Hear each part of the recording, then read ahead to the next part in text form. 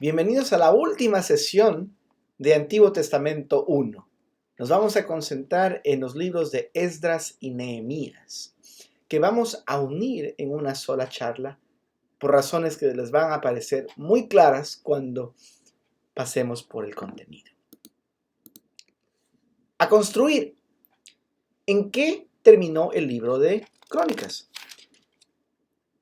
El rey Ciro de Persia hizo una proclamación diciendo que Yahweh le había dado todos los reinos de la tierra y le había designado a él, este impío, para que edificara una casa en Jerusalén que está en Judá. Capítulo 1, versículo 1 de Esdras. En el primer año de Ciro, rey de Persia, ¿suena familiar? Para que se cumpliera la palabra de Yahweh por boca de Jeremías, Yahweh movió el espíritu de Ciro, rey de Persia, y éste hizo proclamar por todo su reino y también por escrito. Así dice Ciro, rey de Persia: Yahweh, el Dios de los cielos, me ha dado todos los reinos de la tierra y él me ha designado para que le edifique una casa en Jerusalén que está en Judá. El que de entre todos ustedes pertenezca a su pueblo, sea su Dios con él. Que suba a Jerusalén que está en Judá y edifique la casa de Yahweh, Dios de Israel. Él es el Dios que está en Jerusalén. Y a todo sobreviviente en cualquier lugar que habite, que los hombres de aquel lugar lo ayuden con plata y oro, con bienes y ganado, junto con una ofrenda voluntaria para la casa de Dios que está en Jerusalén. Vemos nosotros aquí que hay dos restauraciones de la relación de Israel a qué. A primero, la tierra, del capítulo 1, versículos 5 al 2:70, y de la restauración de Israel a su Dios, a Yahweh, en los capítulos 3 al 6. Note que en el capítulo 4 se describe la oposición de Zorobabel y continúa el resto de la narración que nos habla de la restauración de Israel a Yahweh. Vemos nosotros aquí que en el capítulo 3, versículo 1, dice: cuando llegó el mes séptimo y ya estando los israelitas en las ciudades, el pueblo se reunió como un solo hombre en Jerusalén. Como un solo hombre. ¿Recuerdan esto? Eco de algo. ¿Cuándo hemos oído este lenguaje? Lo hemos oído en Jueces, por ejemplo. ¿Sí? Aquí se reunieron como un solo hombre. Pero en este caso, ¿para qué fue? Versículo 2. Se levantaron y edificaron el altar del Dios de Israel para ofrecer holocaustos sobre él, como está escrito en la ley de Moisés, hombre de Dios. ¿Cómo está escrito? ¿Cómo está escrito? También esto lo vemos en el versículo 4. Celebraron la fiesta de los tabernáculos, como está escrito, con el número diario de holocaustos, y etcétera, etcétera. ¿Cómo está escrito? Esto es poder de la palabra de Dios. Para alabar a Yahweh, dice el capítulo 3, versículo 10. Cuando los albañiles terminaron de echar los cimientos del templo de Yahweh, se presentaron los sacerdotes en sus vestiduras con trompetas, y los levitas hijos de Asaf con címbalos, para alabar a Yahweh conforme a las instrucciones del rey David de Israel, y cantaban alabando y dando gracias a Yahweh, porque Él es bueno, porque su misericordia es para siempre. Familiar, ¿verdad? Vemos nosotros también un poco de tristeza mezclada con todo este regocijo. Versículo 12. Pero muchos sacerdotes y levitas de jefes de casas paternas, que ya eran ancianos y que habían visto el primer templo, cuando se echaban los cimientos de ese templo delante de sus ojos, lloraban en alta voz mientras muchos daban gritos de alegría. O sea, ¿por qué lloraban? Porque sabían de que ese era un templo más pequeño, que no iba a tener la misma gloria, no era lo mismo que el templo anterior. Entonces dice el versículo 13, el pueblo no podía distinguir entre el clamor de los gritos de alegría y el clamor de llanto del pueblo, porque el pueblo gritaba en voz alta y se oía el clamor desde lejos. Ahí está la oposición, el capítulo 4 de la que se había hablado. Capítulo 5 se reanuda la construcción. Y aquí dice: comenzaron a reedificar la casa de Dios en Jerusalén, versículo 2, y los profetas de Dios estaban con ellos apoyándolos. No estaban condenándolos, sino apoyándolos.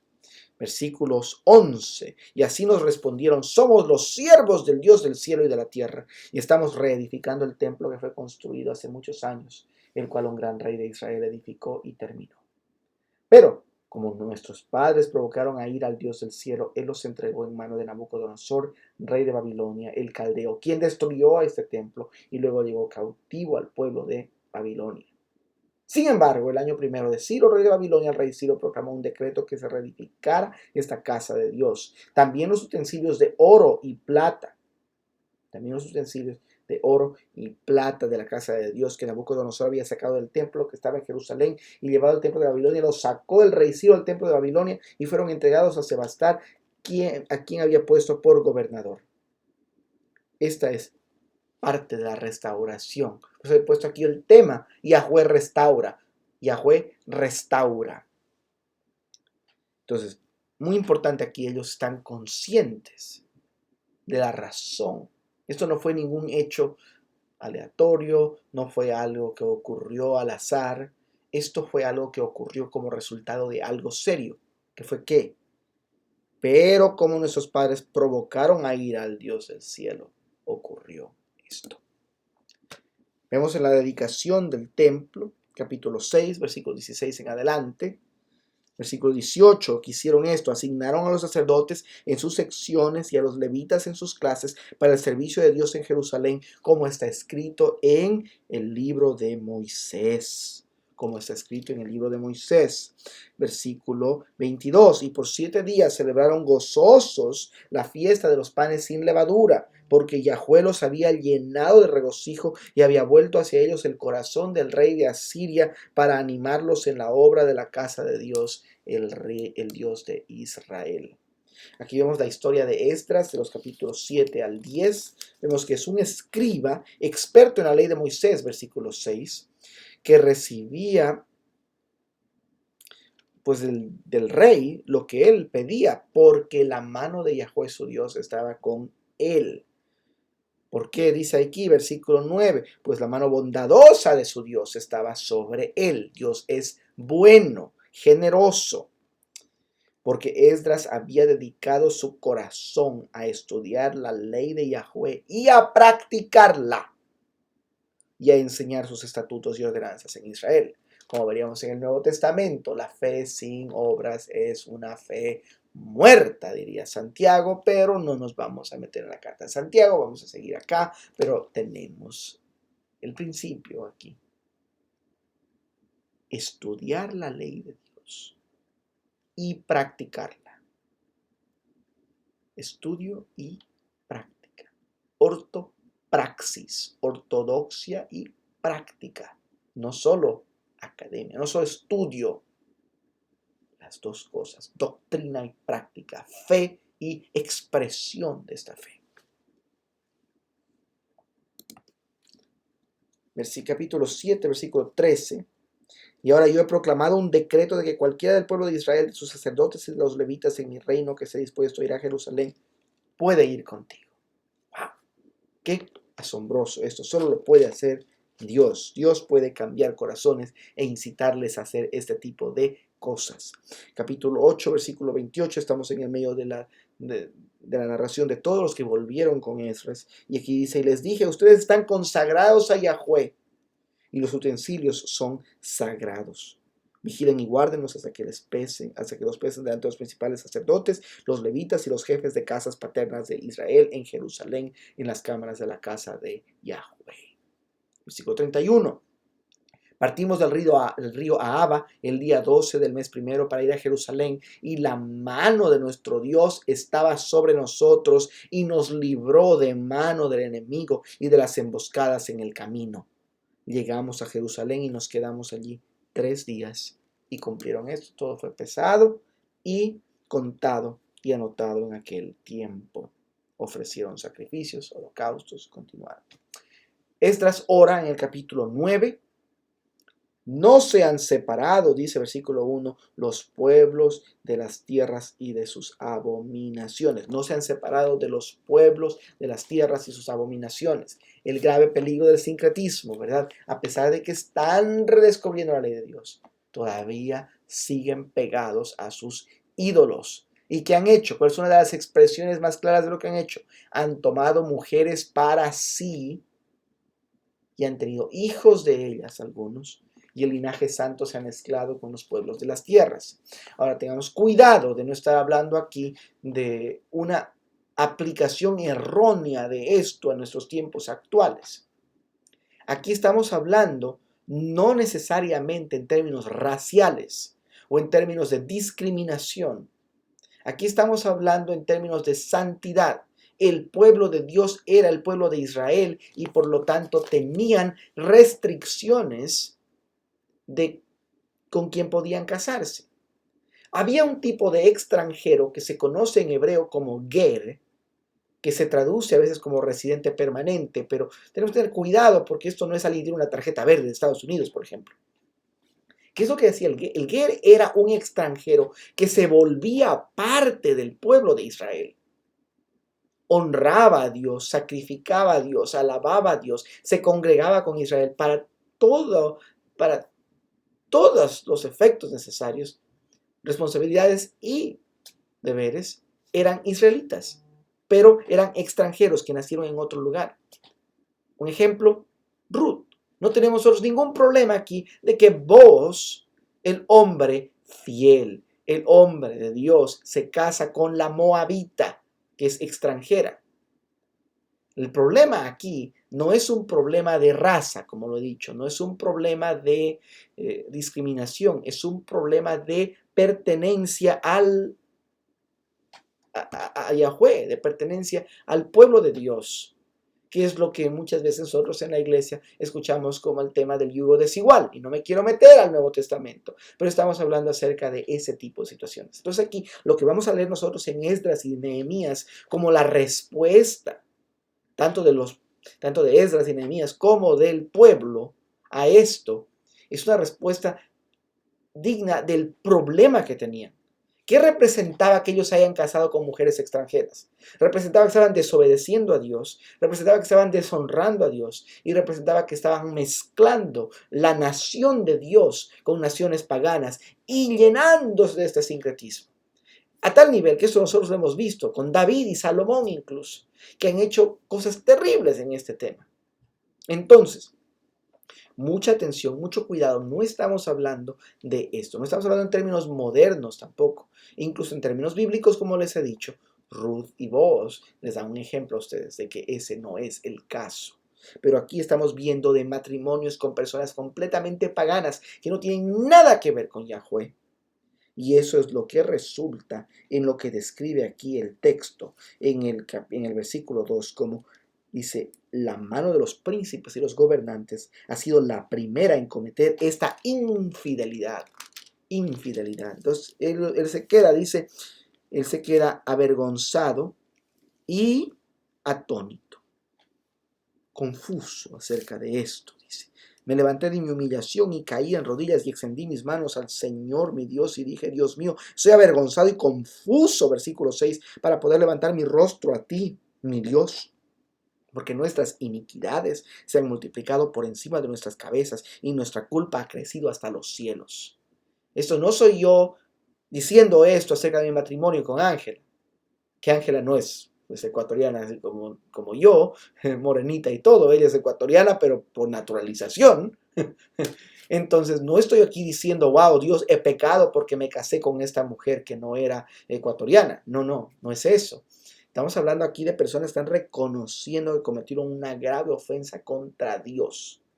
Y de hecho, nosotros siempre tenemos que tener cuidado en nuestra hermenéutica, porque nosotros no nos podemos separar completamente de nuestro contexto cultural en el que vivimos, de nuestras experiencias de la vida, en cómo leemos el texto. Entonces, por eso es necesario leer y leer también con la iglesia, es decir, con la tradición de la iglesia. Ojo, no estoy diciendo aquí que tradición e iglesia estén al mismo, que tradición y Biblia estén al mismo nivel. Eso es simplemente diciendo de que la tradición nos ayuda a nosotros a ver el camino en el que estamos yendo. Simplemente a ver, ¿está mi exégesis correcta? ¿Está la de ellos bien? ¿Qué está pasando? Estar en diálogo con la historia de otros cristianos de la fe. Vemos la misericordia de Dios que les ha dejado un remanente, que no los ha abandonado en su justicia. Y ahí va esa gran pregunta que les dice, ¿hemos de hacer esto otra vez? ¿Hemos de quebrantar de nuevo tus mandamientos, emparentándonos con los pueblos que cometen estas abominaciones? Y la clave allí, No hemos de quebrantar de nuevo tus mandamientos emparentándonos con personas de diferente raza. No dice eso. Dice, hemos de quebrantar de nuevo tus mandamientos emparentándonos con los pueblos que cometen estas abominaciones. El pueblo lloraba amargamente, versículo 1 al capítulo 10, versículo 11. Ahora pues confiesen a Yahweh Dios de sus padres y hagan su voluntad. No lo que ustedes piensan que está bien, hagan su voluntad. Sepárense de los pueblos de esta tierra y de las mujeres extranjeras. Ese es el llamado al arrepentimiento que tienen ellos. Y en el versículo 13 vemos el peso de todo esto que le dice, tampoco se puede hacer todo en un solo día ni en dos, porque hemos pecado en gran manera en este asunto. Nehemías. Y antes de empezar, capítulo 1, versículo 1 de Nehemías, yo he puesto aquí que Yahweh restaura. Eso ya lo hemos hecho claro. Pero también vemos que su palabra es eficaz. Yahweh restaura y su palabra es eficaz. Es la palabra, es a través de la lectura de la palabra de Dios que se ve este arrepentimiento, este cambio, este deseo de honrar al Señor. Vemos la reconstrucción de la muralla en Jerusalén, en capítulo 1 al 7. Vemos gran aflicción y oprobio del remanente, una muralla derribada y puertas quemadas. Yo les decía en la clase anterior que recuerden ese tipo de palabras porque iba a importar acá. A pesar de que, como les había dicho yo, que tenemos que ver en Antiguo Testamento 2 cierta relación en el orden de los libros de la Biblia. Pero por ahora, quedemos allí y veamos de que hay una conexión.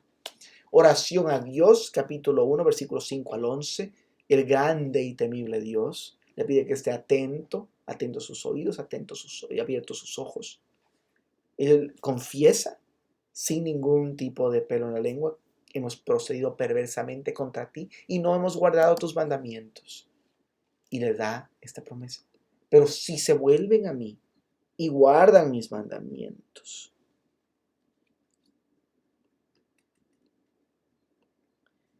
y los cumplen, aunque estén desterrados entre los confines de los cielos, de allí los recogeré y los traeré al lugar que he escogido para hacer morar mi nombre allí. Versículo 9, capítulo 1. Ponga atención allí, tal vez un estudio de Deuteronomio 30, versículos 2 y 3 y 12, 5, para que vea de dónde viene esto. Esta oración es una oración informada en la palabra de Dios, conoce la palabra de Dios, está arraigada en ella. Ellos son sus siervos, nuevamente porque digo que la palabra es eficaz. Ellos son tus siervos y tu pueblo que tú redimiste con tu gran poder y con tu mano poderosa. Le recuerda esto en el versículo 10. Vemos que hay permiso del rey a Nehemías para que pueda viajar a Jerusalén. Eso vemos hasta el versículo 10 del capítulo 2. Dice, así que oré al Dios del cielo. Porque ¿qué es lo que pasó? El rey le preguntó, ¿qué es lo que me pides? Estaba ahí tristecito. Dice, ¿qué te pasa? ¿Qué te pasa? Dice, ¿cómo respondo? No respondió con lo que él quería responder. Él dijo, oré al Dios del cielo. Y le pide al rey, ¿y qué dice el rey? Le agradó al rey enviarme. Y el rey me lo concedió porque la mano bondadosa de Dios, igual que Esdras, ¿verdad? La mano bondadosa de mi Dios estaba sobre mí. ¿Ve la conexión? Es una inspección nocturna de Nehemías, capítulo 2, versículos 11 al 16, y vemos la decisión de reconstruir la muralla.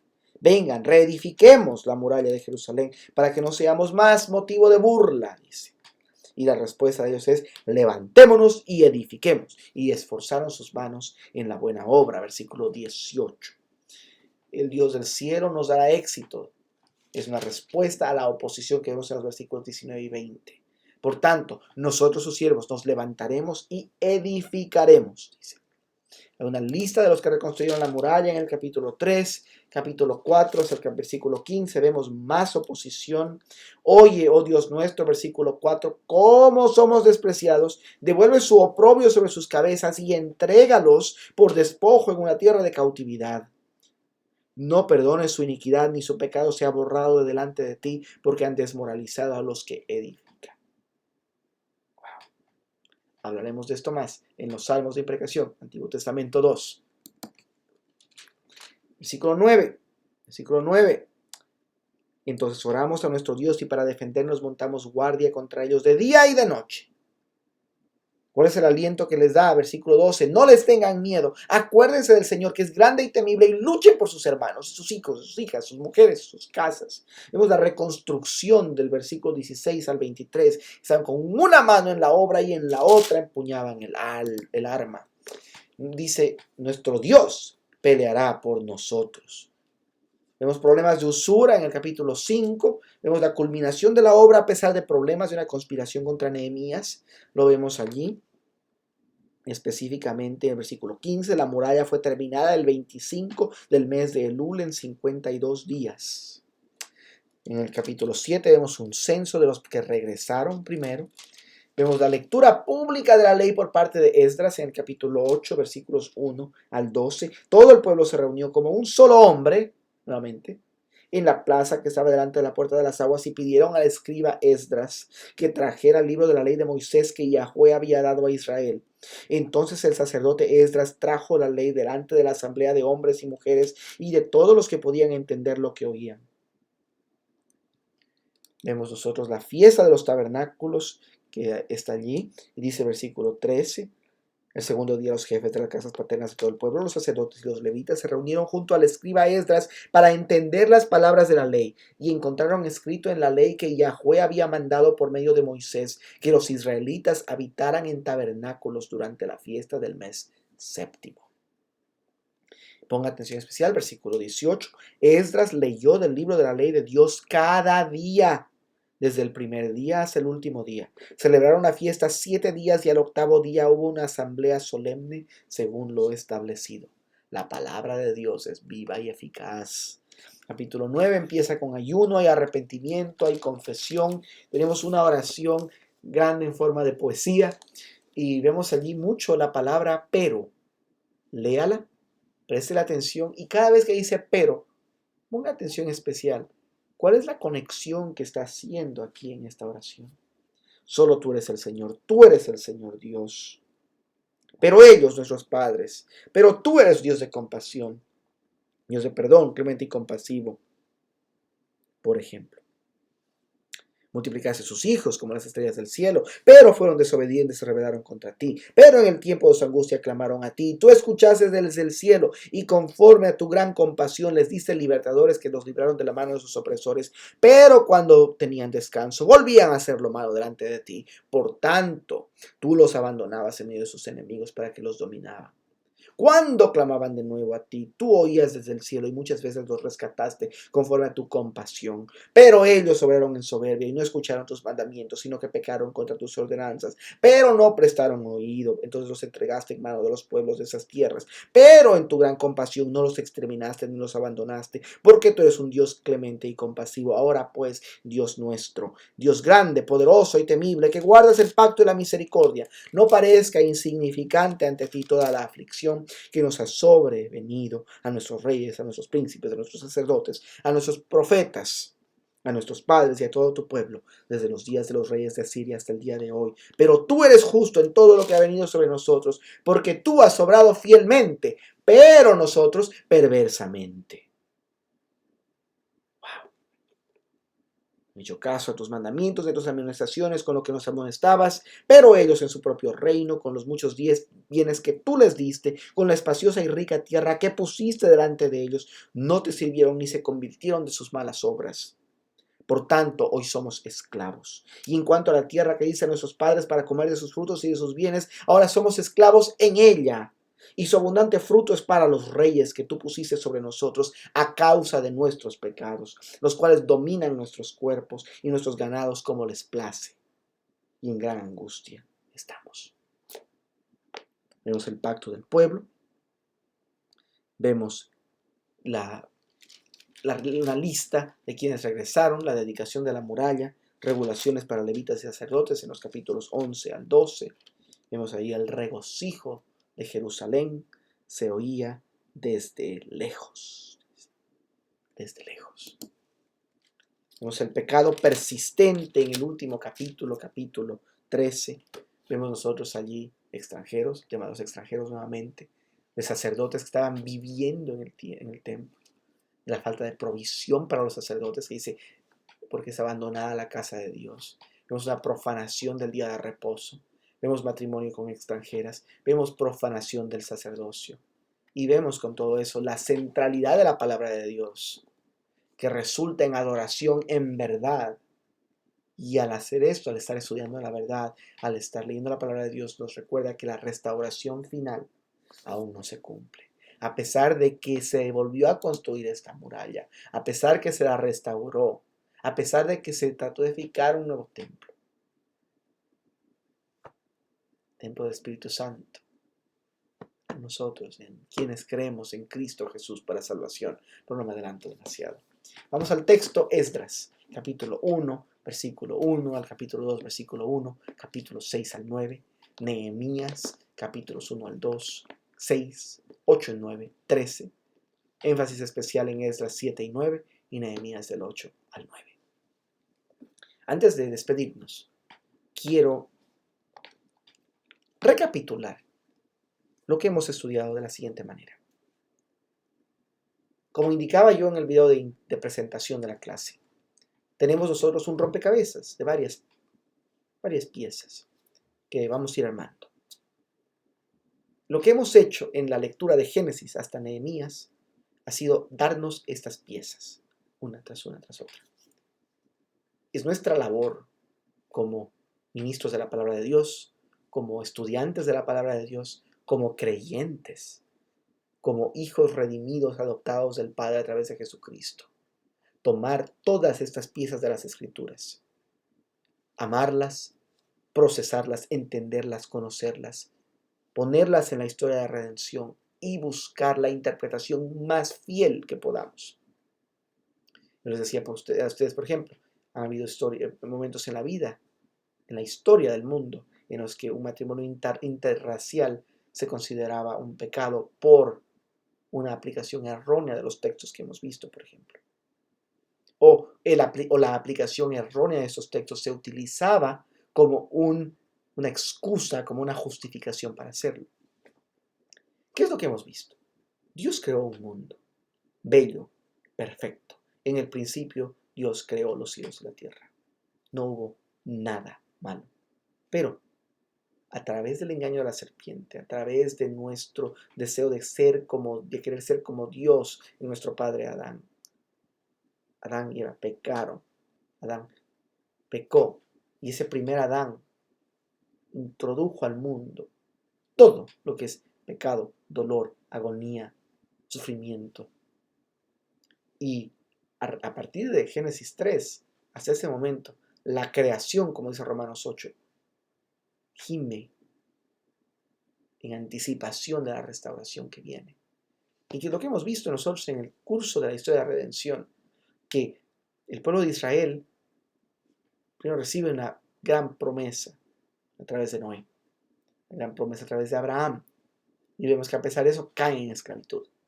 Dios los saca de la esclavitud, los restaura de eso y caen en su idolatría, caen en sus quejas, caen en su pecado. Y una y otra vez hay consecuencias de sus pecados, pero si hay arrepentimiento también hay restauración. Y vemos nosotros de que siempre Dios ha sido fiel al pacto a pesar de nuestra infidelidad. Una y otra vez en cada uno de estos libros lo hemos visto de una manera o de otra manera. Dios ha sido fiel. Entonces, ¿qué quiero que ustedes lleven del Antiguo Testamento a sus vidas, a sus iglesias, a sus familias? Que Dios es fiel, que Dios es clemente y compasivo, lento para la ira y abundante en misericordia, que Dios es bueno y generoso y que su creación está siendo restaurada. Y que nosotros tenemos una gran misión para que todo pueblo de la tierra conozca el nombre de Yahweh y le rinda adoración en espíritu y en verdad. Y pues como Nehemías, como Esdras, nosotros estamos en este trabajo diario de reconstruir una muralla que ha sido destruida por el pecado. Con la palabra de Dios como nuestra arma de doble filo, capaz de penetrar lo más profundo y lo más duro del corazón terco. Y nuestro trabajo en la otra.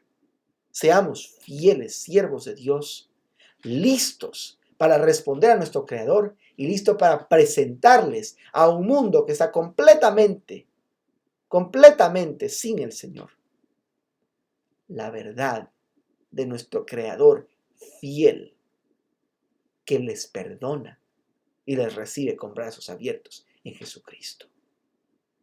Y pues, el Evangelio está aquí. El Evangelio está en el Antiguo Testamento. Podemos predicar de que hay restauración a través de un sustituto, que estos sacrificios que habíamos estudiado solamente eran temporales, y que si nosotros todavía tuviéramos que hacerlos, no pudiéramos ni siquiera tener esta clase sin yo haber tenido que ir a purificar ni sé cuántas veces. Qué olor que tuviera toda esta casa a tanto cabrito y a tanta cosa, porque mi pecado es grande también. Gracias a Dios puedo arrepentirme. Usted puede arrepentirse.